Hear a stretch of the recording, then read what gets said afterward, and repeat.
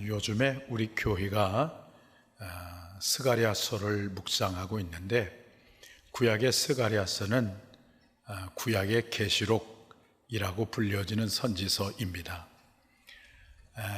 그 스가랴의 전반부인 1장에서 8장까지는 환상을 통해서, 스가랴의 후반부인 9장에서 14장까지는 예언을 통해서 척박하고 곤고한 그 귀환한 이스라엘 백성들에게 이 환상과 계시를 통해서 진정 하나님의 백성으로 살아가도록 도전하면서 동시에 위로하는 메시지가 스가랴서입니다. 그 중에 환상으로 되어 있는 전반부에는 8가지의 환상이 있는데, 오늘 본문은 그 중에 7번째 환상으로 에바 속의 여인의 환상입니다. 하나님은 어떤 배경에서 이런 환상을 주셨는가?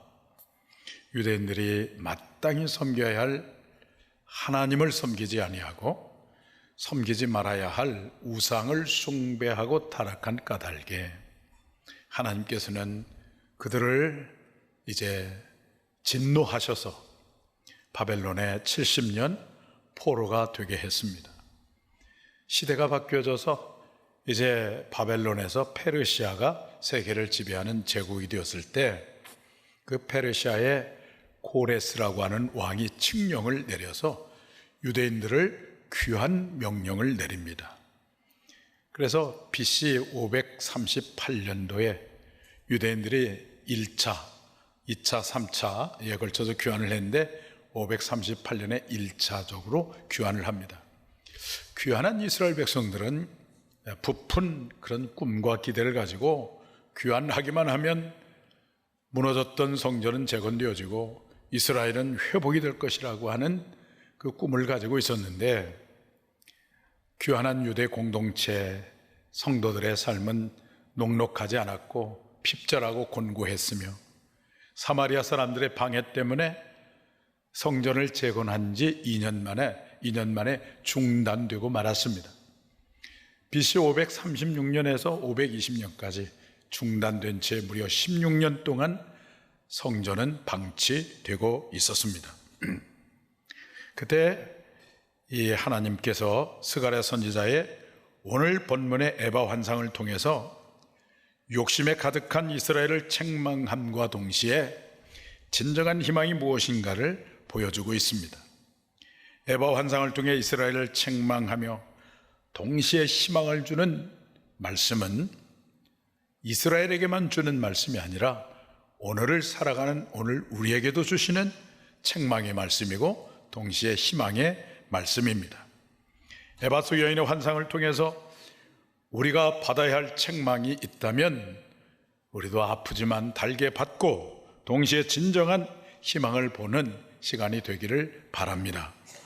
그러면 오늘 에바 속 여인의 환상이 주는 의미가 무엇이겠습니까? 첫째는 영적 세계를 보아야 함을 의미합니다. 5절 말씀을 보겠어요. 내게 말하던 천사가 나와 내게 이르되 너는 눈을 들어 나오는 이것이 무엇인가 보라 하기로 그랬어요. 여기 보면 보라 하기로 라는 말씀이 있는데, 이 말은 육적인 눈을 떠서 물리적 세계를 보라고 하는 말이 아니라 그동안 감겨져 있었던 이 영적인 눈을 떠서 영적 세계를 보라 하는 말씀입니다. 이스라엘 백성들이 포로에서 귀환해서 가장 먼저 해야 할 일은 잃어버린 하나님과의 관계를 회복하는 일이었어요. 잃어버린 하나님과의 관계를 회복하는 것에 그 당시의 실제는 무엇이었냐면 무너졌던 성전을 재건하는 일이었습니다. 그 당시 성전은 하나님이 그의 백성 가운데 거하시는 상징이었고 예배가 드려지는 중심지였기 때문에 성전 재건이야말로 이스라엘 백성이 하나님의 백성이라고 하는 정체성을 회복하는 것이고 잃어버린 신앙 회복의 핵심이었습니다. 그런데 안타깝게도 귀환한 이스라엘 백성들은 자기들의 집은 반듯반듯하게 지으면서도 그렇게도 중요한 성전 재건은 이스라엘 백성들의 무관심 때문에 중단되고 말았습니다. 보이지 않는 하나님은 멀리 보이고 눈에 보이는 자신들만 크게 보였던 것입니다. 그것은 바로 육신의 눈이 멀어 영적 눈이 감겨져서 정말 보아야 할 영적인 세계, 하나님의 마음, 하나님의 이 구속의 경륜을 보지 못했던 것입니다. 그래서 하나님은 선지자에게 영의 눈을 떠서 보라라고 말씀하고 있습니다. 영의 눈을 떠서 가장 우선해야 할 신앙의 회복이 무엇인지를 보라는 것입니다. 영의 눈을 떠서 하나님께서 주시려고 하는 진정한 복이 무엇인지를 보라는 것입니다. 여러분, 삶이 힘들수록 거센 세상에 도전과 방해가 있을수록 우리의 시각과 관점을 새롭게 할 필요가 있습니다. 박용후라고 하는 분이 쓴 관점을 디자인하라라고 하는 책이 있는데, 이 책의 내용을 간단히 요약하면 똑같은 상황과 환경이지만 관점을 바꾸어 보면 보이지 않던 것이 보이고 화려함으로 포장된 허구를 넘어서 진정한 삶의 실제가 보이기 시작한다는 것입니다. 하나님 앞에서 정직하게 나의 영적인 상태, 그리고 더 나아가서 지금 우리 교회, 더 나아가서 우리 한국 교회의 영적 상태를 정확하게 볼 수 있을 때 우리는 회복의 가능성과 회복의 길을 볼 수 있는 것입니다. 그렇다면 지금 우리가 직면한 우리들의 영적 상태는 무엇일까요? 어느 저명한 신학자가 한국을 다녀간 다음에 한국 교회에 대해서 이렇게 평가를 했다고 합니다. 겉은 연기가 나는 것 같은데 속은 불이 꺼졌습니다. 아마도 이것은 많은 교회가 저 유럽처럼 또는 미국처럼 술집으로 바뀌어지거나 모슬렘 사원으로 바뀌어지거나 그러지는 않지만, 그러나 성령의 불이 속에는 꺼진 것이라고 말씀한 것은 아닌가 하는 생각을 합니다. 왜 그런 교회가 되었을까요? 교회가 너무나 세속화되었기 때문입니다. 세속화라고 하는 말은 간단히 말씀을 드리면 교회가 추구하는 가치나 세상이 추구하는 가치가 차이가 없는 것을 말합니다.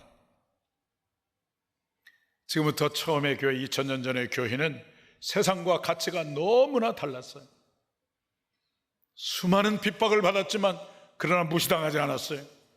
왜냐하면 세상 사람들이 도저히 흉내낼 수 없는 사랑이 있었고 섬김이 있었고 나눔이 있었고 감동이 있었기 때문입니다. 130여 년 전에 우리 한국에 처음 시작한 교회는 세상 사람들을 깜짝 놀라게 했습니다. 불교 1500년, 유교 500년 동안 지배해온 그 문화 속에 아직도 상존하고 있었던 양반과 상민의 문화, 남자와 여자와의 차별의 문화가 강력하게 존재하고 있었는데, 교회를 통해서, 복음을 통해서 그 차별의 장벽이 무너지고, 그래서 우리나라의 최초의 의사는 박봉춘이라고 하는 백정의 아들 박서양이라고 하는 사람이 최초의 의사가 되었어요. 그 당시의 교회는 세상과 분명히 달랐고 세상에 분명한 희망이었습니다. 그런데 선교 140년을 맡고 있는 오늘의 교회는 어떻습니까? 겉에는 연기가 나고 있습니다. 주일마다 예배를 드리고 인산인해를 이루고 각종 회의와 총회가 열리고 있습니다. 그러나 그것은 겉에서 나는 연기일 뿐 속에서는 이미 불이 꺼져버렸습니다. 어떻게 세속화된 교회가 하나님의 임재가 가득한 영적으로 부유한 교회가 될 수 있겠습니까?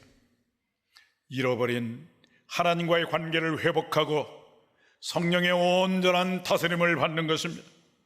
나를 위해 죽으시고 부활하신 예수님을 머리로만, 지식으로만이 아니라 관념으로만이 아니라 진정으로 인격적으로 나의 구주와 주인으로 영접하고 모시는 것입니다.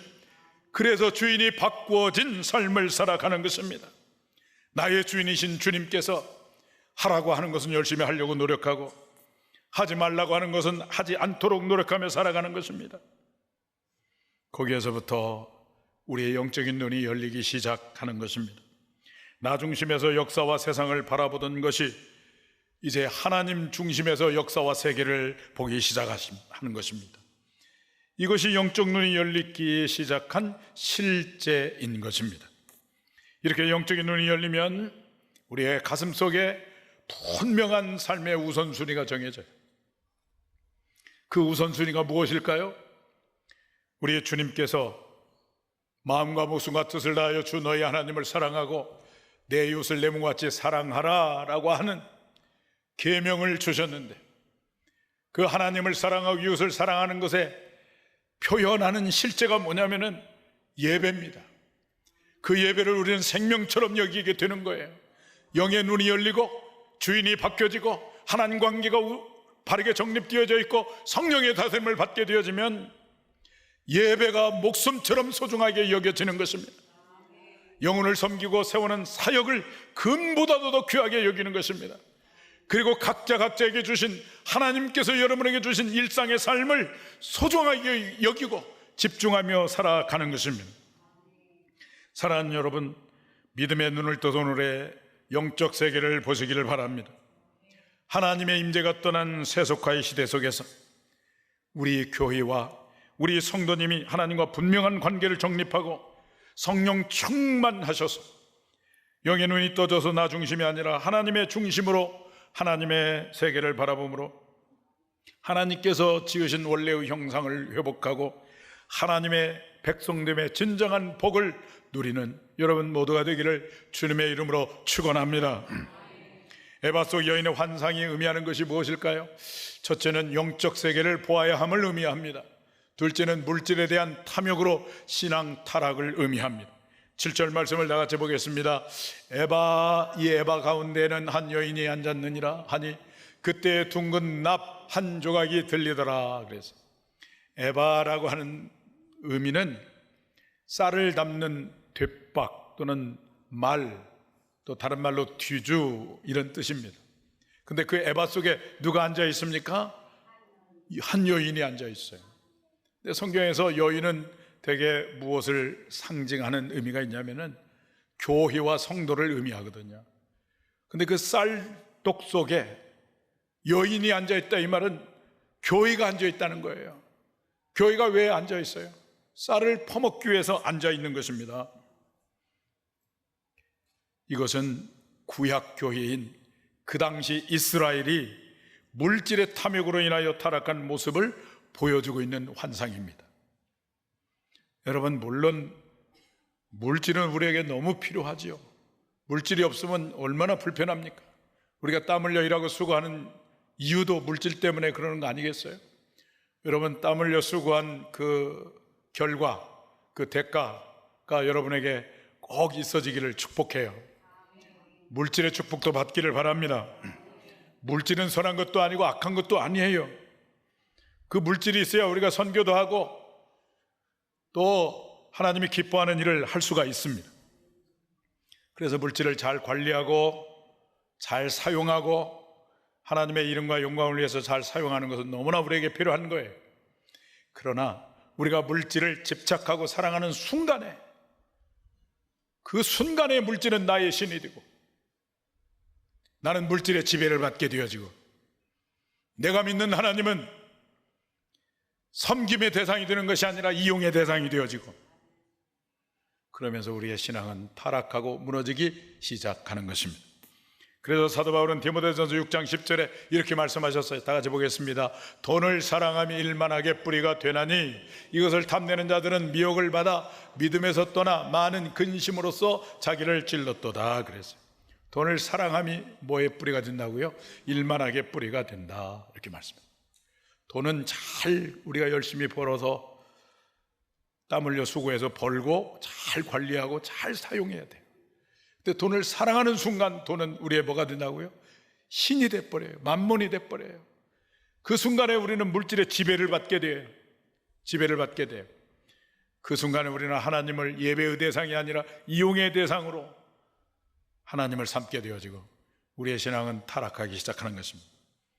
마태복음 19장을 보시면은 어떤 청년의 이야기가 나오는데 부자고 관원입니다. 이 사람이 어느 날 자신만만하게 예수님 앞에 탁 나와서 질문합니다. 선한 선생님이여, 무슨 선한 일을 해야 영생을 얻습니까? 예수님께서 말씀하시기를 생명에 들어가려면 계명들을 지켜라. 청년이 물어요. 어느 계명입니까? 그러니까 예수님께서 살인하지 말라로 시작해서 이웃사랑에 대한 6가지 계명을 쭉 얘기를 합니다. 그랬더니 청년이 자신만만하게 말합니다. 이 계명을 다 지켰는데 무엇이 부족합니까? 그때 주님께서 말씀하시기를 네가 온전하고자 할진대 내 소유를 팔아 가난한 자에게 주라. 그리하면 하늘에 내 보화가 있으리라. 그리고 와서 나를 따르라. 이렇게 말씀을 해요. 그런데 청년은 재물이 많음으로 근심하며 예수님을 떠나갔습니다. 청년은 다 갖추었습니다.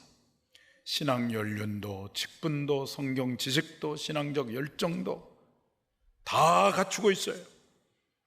그러나 재물을 청산하지 못하고 재물을 팔아서 이웃을 사랑하는 데 사용함으로 생명에 들어가는 것을 거부하고 계속해서 만본 숭배의 길, 즉 사탄의 나라로 가버리고 말았습니다. 바로 에바 속의 여인이죠. 요한계시록 17장 4절을 보시면 에바 속의 교회를 이렇게 묘사하고 있습니다. 다 같이 보겠습니다. 그 여자는 자줏빛과 붉은 빛 옷을 입고 금과 보석과 진주로 꾸미고 손에 금잔을 가졌는데 가증한 물건과 그의 음행의 더러운 것들이 가득하더라 그랬습니다. 이 말씀은 종말에 적 그리스도를 숭배하는 탐욕에 죄에 빠진 타락한 교회를 말씀해 주고 있어요. 겉으로는 교회인데 속에는 완전히 타락해버린 교회의 모습입니다. 바로 에바 속의 여인입니다. 그러나 사랑하는 우리 성도님들, 우리 성도가 있어야 할 자리는 결코 에바 속이 아닌 것을 여러분 믿으시죠? 우리는 에바에서 속히 나와야 합니다. 우리 성도가 있어야 할 곳은 에바 속이 아니라 어디일까요?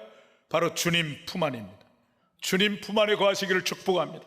주님을 사모하는 자리, 주님을 사랑하는 자리, 주님을 의지하는 자리, 주님을 자랑하고 주님을 증거하는 자리, 그 속에 거하는 저와 여러분이 되어지기를 바랍니다. 손에 있는 부귀보다 이슬 같은 목숨보다 주님을 더 사랑함으로 하나님의 관심과 주목을 받고 하늘의 신령한 복을 누리며 살아가는 우리 교회, 우리 성도님들이 다 되시기를 주님의 이름으로 축원합니다. 에바 속 여인의 환상이 의미하는 것이 무엇일까요? 첫째는 영적 세계를 보아야 함을 의미합니다. 둘째는 물질에 대한 탐욕으로 신앙 타락을 의미합니다. 셋째는 물질에 대한 탐욕의 죄로 인한 심판을 의미합니다. 8절 말씀을 다 같이 보겠습니다. 그가 이르되 이는 악이라 하고 그 여인을 에바 속으로 던져놓고 납 조각을 에바 아기 위에 던져 덮더라 그랬어요. 에바 가운데 있는 여인이 쌀을 퍼먹고 있을 때 그것은 악이기 때문에 납 조각을 던져놓고 그 입구를 막아 버린다고 하는 이 말은 무엇을 의미할까요? 바로 심판을 의미하는 것입니다. 에바소 여인이 쌀을 먹고 있을 때 납조각으로 입구를 막아버립니다. 납조각으로 입구를 막아버리면 이 여인이 어떻게 되겠어요?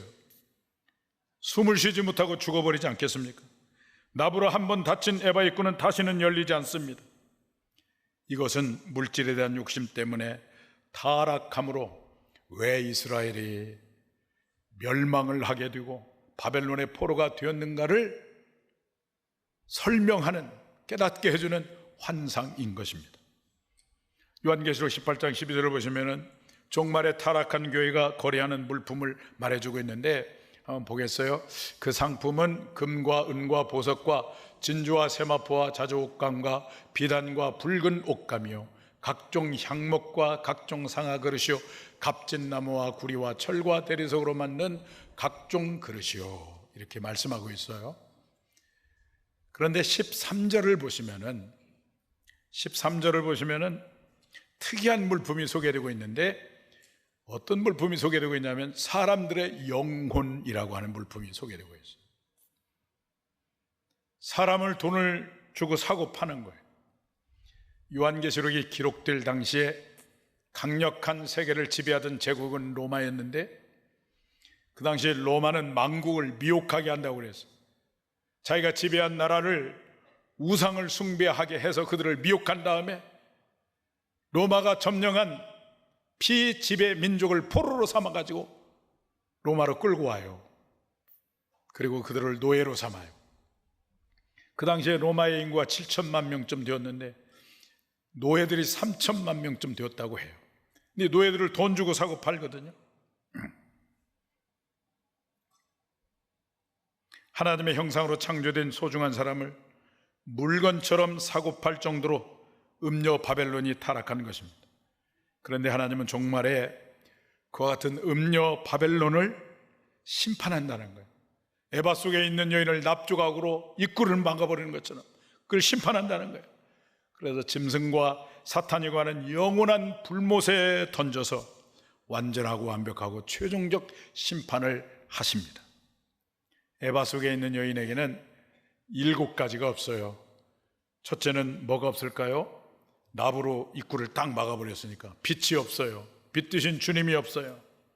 두 번째는 공기가 없어요. 영적 호흡이 끊어졌어요. 세 번째는 생명이 없어요. 영적 사망입니다. 네 번째는 자유가 없습니다. 죄에게 종노릇함을 의미합니다. 다섯 번째는 소망이 없어요. 이것은 남은 것은 심판뿐임을 말하고 있어요. 여섯 번째는 청각이 없습니다. 청각이 없다는 말은 마땅히 들어야 할 하나님의 말씀을 듣지 못하고 있음을 말하고 있어요. 저와 여러분들은 마땅히 들어야 할 하나님의 말씀을 크게 듣게 되기를 축복합니다. 들어야 할 말씀을 우리가 제대로 들어야 되는데 듣지 말아야 할 말씀을 듣고 있어요. 근데 우리는 들어야 할 하나님의 말씀을 크게 듣는 우리 모두가 되어지기를 축복해요. 또 에바 속에 있는 여인에게 무엇이 없느냐? 시각이 없어요. 시각이 없다는 것은 무엇입니까? 마땅히 보아야 할 세계를 보지 못하는 영적 맹인됨을 의미하는 것입니다. 이 모든 것이 무엇을 의미하냐면 심판을 의미하는 거예요. 우리는 성경에서 같은 모습을 가지고 있던 자들의 종말을 잘 알고 있습니다. 아이성 전투에서 이스라엘에게 패배를 안겨준 누가 있어요? 아간에. 그의 마지막이 어떻게 되었는지 돌무덤이 되었잖아요. 엘리사를 통해서 병고침 받은 나만 장군이 엘리사에게 선물을 보냈는데 그 심부름을 하던 나만 장군의 여종인 게하시가 그 선물을 착취하는 바람에 나병이 걸리고 말았습니다.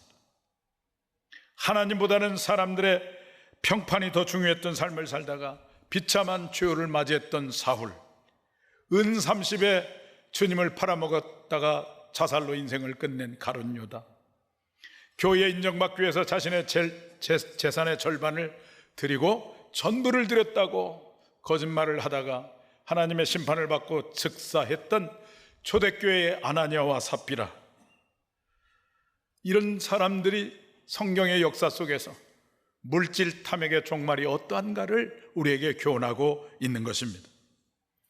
이런 무서운 심판이 있음을 알면서도 우리는 끊임없이 이 에바의 유혹에 살아갑니다. 쌀통의 유혹, 돈통의 유혹이 얼마나 많은지 모릅니다. 어떻게 우리가 에바에서 나올 수가 있겠습니까? 조금이라도 오늘부터는 나를 희생해서, 시간과 물질을 희생해서 누군가를 섬기는 삶을 의지적으로 우리가 살아가려고 노력하는 것입니다. 잃어버린 한 영혼을 마음에 품고 눈물로 기도하는 것을 시작해 보는 것입니다.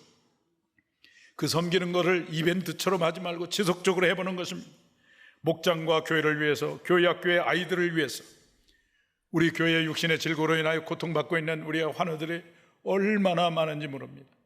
그분들의 이름을 불러가면서 시간을 정해놓고 5분이든 10분이든 기도하는 것을 시작해 보는 것입니다. 잃어버린 영혼을 만나는 일을 정기적으로 해보는 것입니다. 여러분, 이렇게 살면은 우리가 에바 속에 들어갈 여지가 완전히 사라지는 거예요. 물질의 탐욕이 내 속에서 사라지는 것입니다. 이 섬김을 통해서 우리의 자아가 깨지게 되는 것입니다. 그리고 하나님께서 친히 그러한 여러분에게 임재하심으로 에바 속과는 비교할 수 없는 하나님의 넓고 깊고 높은 그 하나님의 축복을 누리게 되고 하나님의 현존을 누리게 되는 여러분이 되는 줄로 믿습니다.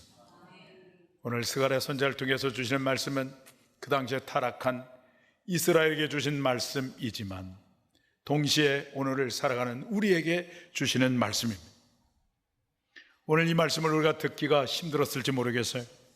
그러나 우리가 모두 이 말씀을 내게 주신 하나님의 말씀으로 받고 오직 주님 한 분으로 만족하고 한 영혼을 사랑하고 섬기는 삶을 살기로 결심한다면 세상이 주는 것과는 비교할 수 없는 하나님이 주시는 깊고 넓은 그 하나님의 사랑, 하나님의 축복, 하늘의 신령한 복을 누리고 살아가는 여러분이 될 줄로 믿습니다.